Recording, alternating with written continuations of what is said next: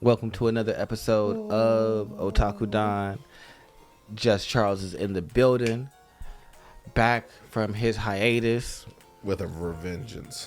Yes, and we are here to talk about the new art coming up, Egghead. Egghead Island. We're One in Piece, baby. One Piece, the anime. If And you guys everything is new. new. New. Toei did the whole refresh. New art, new opening, new ending. And let's talk about that new art. What you think? Do you like it? I don't mind it. I originally didn't like the Alolan art from Pokemon, but I grew to like it because I don't mind Adventure Time or Flapjack or Chowder or a lot of that Cal art style, and that reminds me a lot of the Cal art style. Like J.D. Pintel literally just built all of Adventure Time around a ball and ball physics and stuff like that, and that was pretty cool. And I could see a lot of that energy, a lot of that free flowingness. I think it's going to be a big help when it comes to specifically Luffy and Gear 5, and I think that's the reason why they went the direction that they went, because it allows them to better incorporate that type of thing. I like it, and I think that what they're doing is doing a different art style for every art. Well, we all forget the art style changed for Wano. Yeah, that's what I mean. Like, I think we had a lot more harder lines and stuff like this. I mean, it could just be them returning it back to normal. Well, I don't know if it could be returning back to normal. It's not quite normal. It's a little bit more free flowing, but and I think that's because of how like futuristic and how like free Egghead is supposed to be, and into the distant future. Like even with like the opening, you get a visual of Luffy and all of his designs. Well, I mean, I always take that as the moving forward of the journey. Oh yeah. Whenever they flash through Luffy's different appearances, it's just like, here's how we started, here's where we are now. And it feels like they like to do that a lot at the beginning of new arcs. So that means you could say, oh, we're taking the next step in the journey. We're off Wano. We've been on Wano for what, 2 years basically? Something like that. It's been a long time. So we're leaving Wano Kuni. Yep, and now we're headed to Egghead, and so I just... Also be prepared for a filler arc pretty soon. Hopefully not. Just some filler episodes. The opening was really nice. I feel like the opening is reminiscent of JJK's ending. Its first one, where you have them gotta get it. Everybody's dancing and everything like that. I don't know if Gotta Get It was the. It might not be the right one. song. The first. I'm pretty sure that's the first one. It might be that one, but I know "Gotta Get It" is what it reminds me of. I mean, "Gotta Get It" is the one that everybody. Even though "Give It Back" was definitely the one that I enjoyed. God dang it! Now I gotta go listen to that song. That's not a bad thing, but yeah, no, "Gotta Get It" reminds me of the art style where it's very like playful. You get a lot of different scenes. You get to see all of the Straw Hats in their new Egghead attire before they actually put it on. Except Jinbei just cares not for Egghead attire. There is a lot of like subtle references. Do you think Vivi's going to get Kuma's power? Vivi? Mm-hmm. Inside of the opening, there's a scene where Vivi's like this, and the paw fruit, the just big ass giant fruit, is headed towards her, and it's glowing yellow. Do you think Egghead has the ability to capture powers? No, I think they're foreshadowing that Vivi's gonna be on the crew. Vivi's making a comeback. Yeah. Mama said, "Knock you out." So I feel like Vivi might be on Elbaf, but we're not here to talk about that. Ooh. But I feel like there's a lot of just different foreshadowing inside the ending and the opening that were really cool. So I like the new art style. I like the new ending. I like the new opening. I mean, I know how art styles can be really hit or miss with some people, and a lot of people didn't like the Alola style, so I expected not too many people, a lot of people to not necessarily be fans of this. But then again, One Piece fans are a bit more whimsical than a lot of other people. Yeah, I was gonna say. Also, the fact that this story is a lot more whimsical. You've had weird designs Pokemon from is the as beginning. whimsical as it gets. Yeah.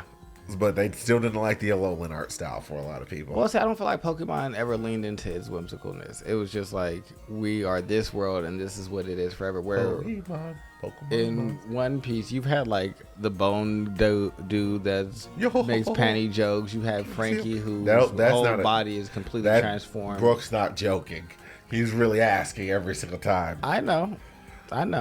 But, you know, gotta play it off as a joke. Gotta laugh. That's why he laughs. Gotta pretend when they say, no, I was just joking. Jokes. Yeah. But I guess we can get into that. Oh, wait. One last bit of newness about this. This arc will be on Netflix starting January 13th. So if Netflix is your preferred streaming method, you will actually be able to be current. Now, the unfortunate parts of that, I don't think you'll be able to get the back episodes quite yet. No. But it's a good reminder, so Netflix actually knows what made it all of its money.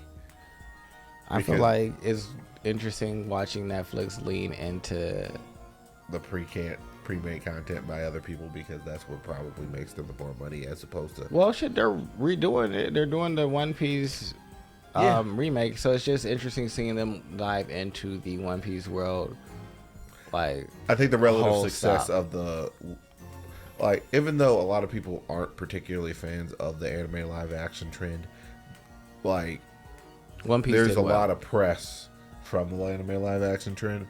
Even with Cowboy Bebop, a lot of, like, even though a lot of people didn't like it, a lot of people watched it to figure out that they didn't like it. Well, see, I think that the fact that this one did so well, like, One Piece fans are loyal to the genre and to the story in a different type of way. Oda giving it his blessing kind of helped quite a bit. Yeah, like Oda being involved, like a lot of the other stories don't necessarily have the authors like directly involved. So Oda being heavily involved in this, and like us knowing that and being able to like point to that has been like, all right, well, maybe it's different, but Oda was comfortable in like this depiction, so it's not a retelling, it's an adaptation, so it's a new telling of the story. Oda live articulating the fact that the director actually understood the spirit of One Piece, like, and Oda, I'm not really sure if Oda is buyable. He's like the same like Takashi from Yu Yu Hakusho. Yeah, it's just like, what are you really going to say to me? Are you going to say no to me, Shonen Jump? I made all the monies, and I'll continue. I'm the only reason why this magazine is still floating. And my underlings inside of JJK and the rest of them, they're going to leave you pretty soon. And you know where you're going to end up crawling? Back to me. Yes, no. I think it's dope to see it on Netflix. But let's get into this episode. It starts off with... I mean, we start off, we're on the boat, and we're on the Sunny. Yeah, and we're moving through the island. The big thing was, well, the first really big thing that happened was Sabo, the man with the pipe, conveying what happened at Marie Joie. Yes, and Lucia getting destroyed. And was that the activation of the mother, whatever the mother frame was felt? Yeah. That was them destroying the island. Yeah. Yep. So that's the first time, like, we kind of saw it, but it just kind of disappeared. But now we actually saw how it kind of came down. So, I mean, do you think that's actually the mother flame? It's not the mother flame. The mother flame is what powers it. Okay. So, I just kind of took it as like a super buster call. It's kind of like Enel's power. What everybody says and what the fan base has kind of come to as a consensus is Skypiea is literally the telling of One Piece and the story of Skypiea. Everything that happened in Skypiea is happening in the rest of the One Piece story. Like, so he got there, and so right now you have where Enel destroyed the city and use his lightning powers, how he can see all over, how he was fully in charge, how he was a god, how he had his four basic warriors, how Luffy had to go defeat him, the ringing of that bell that he beat Enel with, the ringing of the bell down on Enies Lobby. So Enel is basically Eam in a smaller version, and so if you watch Skypiea, you can kind of see the arcs and everything like this. So you right now, yeah, you saw Lucia get destroyed by some type of ability, just like Enel destroyed, because it left a big crater, just like Enel's did. So it's very much like Skypiea, but we're getting all those story beats now in the second half of after the 2-year time scale, basically. Okay. And so I think that this is pretty good. I enjoyed seeing Sabo in the story. I like seeing Lucia get destroyed because I've been reading about it and we heard about it. And so seeing the anime kind of catch up to where I'm at in reading always makes me happy. Oh, it makes me apprehensive because it typically means fillers coming. But yeah, I mean, I know fillers coming, but it just means that I get, like, I started watching, like, I didn't start reading One Piece. Yeah. And so for me, I'm always more partial to the anime. So being able to watch and like it even being close makes your life way easier because now you don't have to go back and read. You can watch. Yeah, I don't have to recheck or like, oh, this is what was going on back then. Like, no, you're like right behind us. So like, I just remember reading about them getting to Egghead. I remember them like finding Bonnie, which is what happens. Yep. Eventually, Zoro genie. does his thing, single sword style, cuts the bubble in half. Was that? Where did that bubble come from? It's a warm eddy. Warm eddy. Yeah, and it's just a floating bubble. Then Zoro, it's just like, Zoro, can you cut that? I can cut anything. Yeah. If I try. Single to you. Onigiri. Yeah. Cut that right in half. Jenny flies out. Luffy snatches Chopper, goes floating. He came out in a fucking rain hat. Well, I am Casa Hat Chopper, bro. Why are you cosplaying right now? What is happening, Chopper? I mean, no one thinks about the fact that Chopper could have just became a bigger person and not actually had this be an issue. He did not consider like, oh, yeah. He has, because Chopper's not very good in like reaction. You need to point and click and tell, all right, Chopper, you do this, and then he's gonna do that. But like in the moment, he does not keep a cool head. Kung Fu point. He freaks the hell out. He is not a good like doctor in that regard. Where he's smart. He can program his actual body to know Kung Fu automatically. Because he needs to come up with some pills for everybody. That would not be bad. Rumble ball. Everybody. What if he did make a rumble? You know what? That's not what we're here to talk about. All the way out of triggered the whole thing. We're not here to talk about that. Lulucia got destroyed. Sabo talked to Dragon and Koala about what happened. Told him that I didn't kill Cobra. That wasn't me. They actually thought they were dumb enough. Knew that wasn't me. Sabo was dumb enough to actually call from a place and not have some type of relay. And so they blew up the whole island for no reason.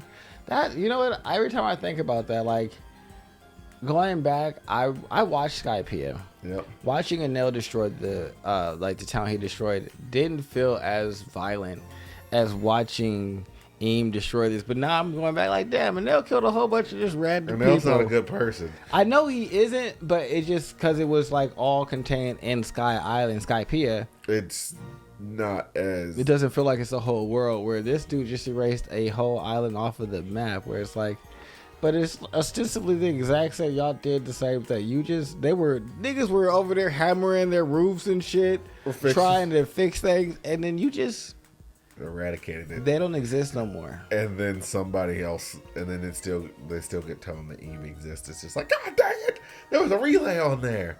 Oh well, this is the reason why I have no faith that Saint Garcia and the rest of them are actually smart. I didn't say that they were smart. I just think they're strong. Well, yeah, I mean, we're talking about episodes, so I'm not going to talk about what happens earlier, but anywho. So the Straw Hats are chilling. This was a pretty chill I mean, that episode. was like when they got Bonnie. That was pretty much the end of it. I mean, the shark is about to attack the ship that's giant, big enough to eat. Since when has that ship. ever mattered? I mean, it doesn't really matter, but that's what it ended on. It's just like everyone else saying it. It's Zoro and Sanji just run over the. It's just like, Luffy just looking like Niku Sopfin soup. Yeah, no, I'm not. Red I'm not Hawk. super worried about when the shark pops up. I am excited to see all of Egghead illustrated or animated. Excuse me. The betrayal. Fucking. Oh wait, no, I'm completely and totally underestimating how far ahead we are. See, I'm thinking about our progress through Egghead. I completely and totally forgot about that entire flashback that's going to happen. Yeah, they have a lot. That's a lot. Yeah, I'm like, sir, they have a lot to go through. They got at least 24 episodes of content. Yeah, they have right almost a year worth of shit just for Egghead. now. Yeah, so far. Yeah. Wild, right? Yeah. So they'll be all right. It'll be cool. Yeah, y'all will be cool. We'll be on to something different, and y'all will be on Egghead still. But Egghead is going to be amazing. I love the art style. I love the opening. I love the ending. I'm I like the going opening. to watch it on Netflix. I never really loved One Piece endings for some bizarre reason. They don't really hit me the same way. But I definitely like the art style overall, so it's a solid 8 for me. Yeah, definitely an 8 for me. This episode was an 8. It's a nice little introductory into what's about to start. I'm here to read the next chapter. I'm definitely ready to go to Elbaf. I've been here for the next chapter since the last chapter. Since last year. Like, It's so nice to be able to say that. it's been a long while. Yep, it's been since last year. Yeah, We've been so deprived of One Piece. it is, yeah, for real. Free. But make sure you like, subscribe, Comment, all of the things. reach out to us. Watch all of the other videos on the channel. We love you. God. We love you. If you like Tower of God, We're doing stuff. we do chapter reviews. So there's some explanations about the families.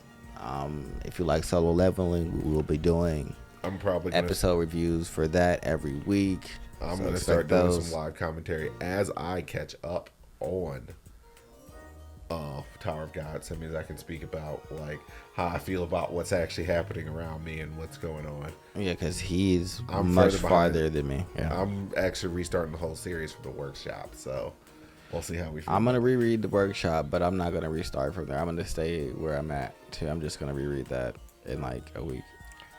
But yeah. Yeah. All right, Like- guys. Bye. Goodbye. I mean, they can